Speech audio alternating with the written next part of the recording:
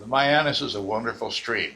It has been a workhorse since historic times, and it had a wonderful supply of food and transportation and other services for the early settlers here in this area.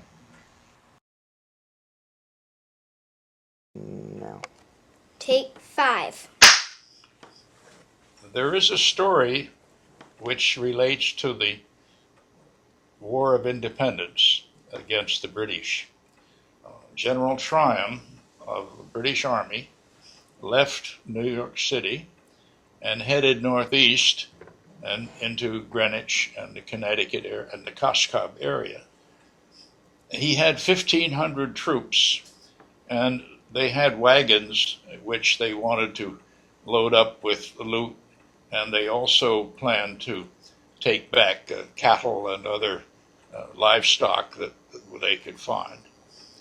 And after they had passed the place where General Putnam had been, they continued on because Coscob was an important port.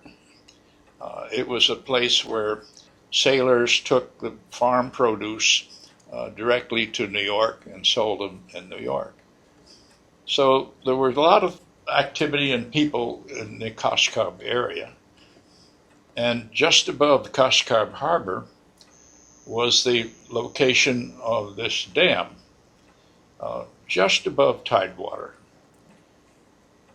The story goes that the miller's wife was cooking dinner and preparing a very nice stew.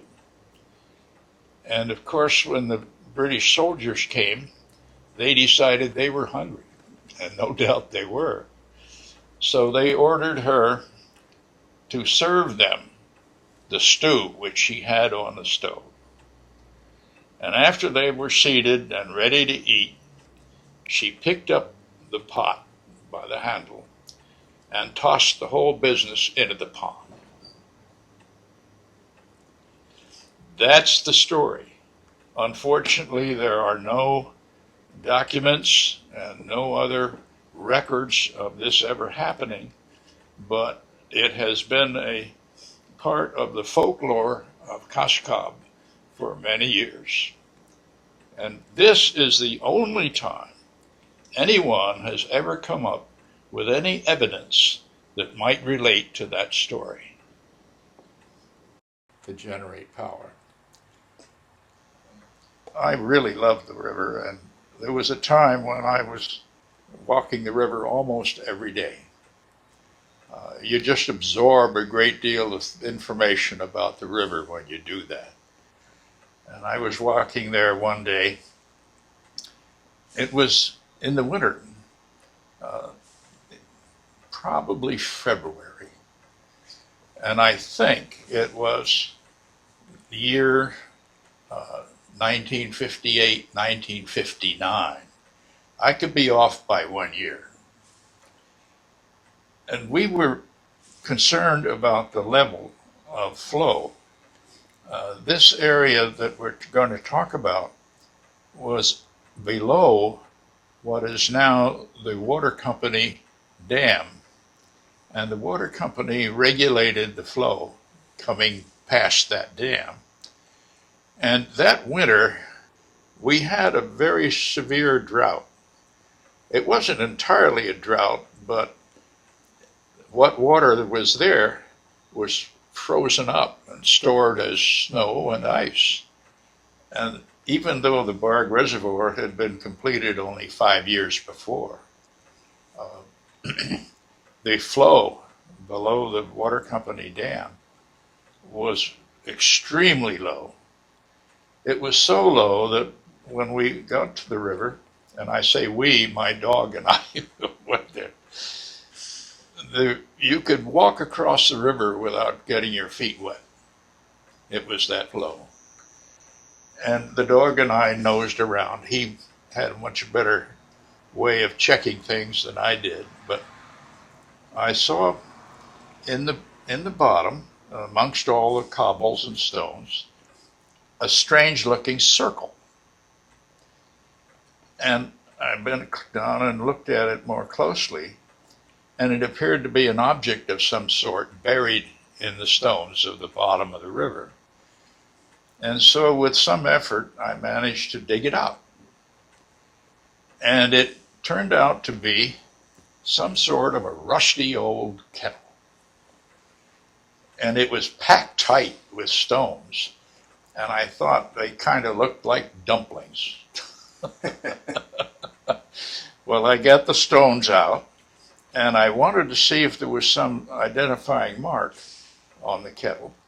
So I brought it home, and I used a cold chisel and hammer and chipped away some of the huge amounts of rust. I was unable to find anything that would give me a clue as to the origin or age of the kettle. But obviously, it was big enough to handle a good-sized stew. And I kept the kettle because I was aware of the legend of Dumpling Pond.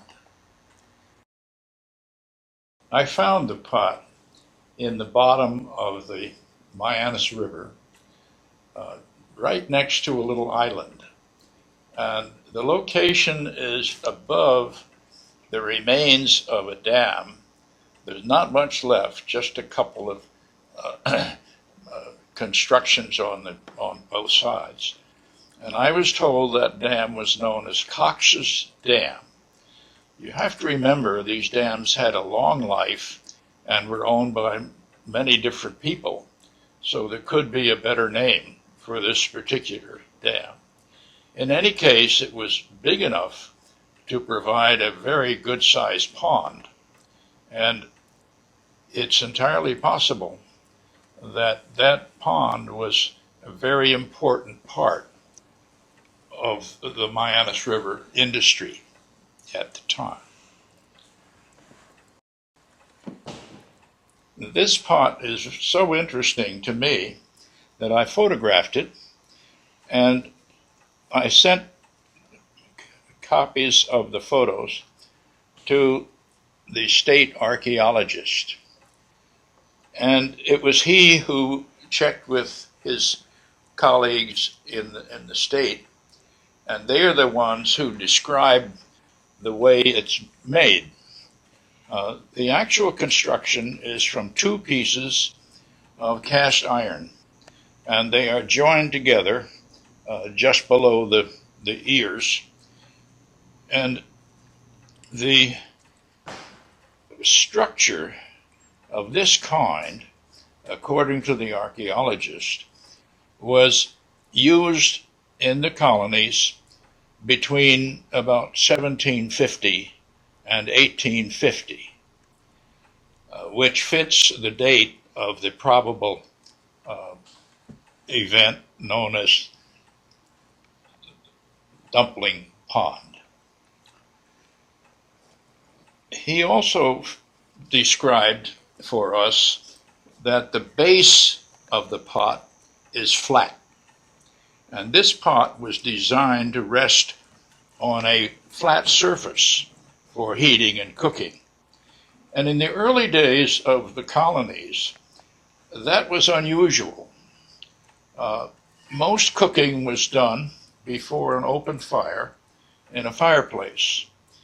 And the containers for food were suspended by their handles from what I would call a small crane.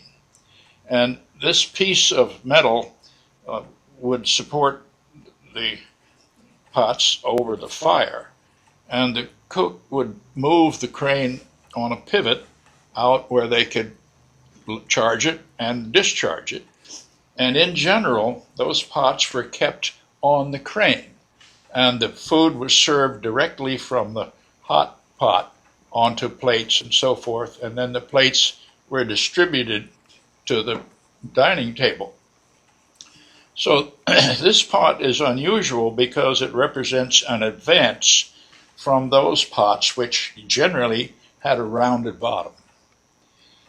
This pot was designed to fit on top of a flat surface. And that fits pretty well with the description of a Franklin stove.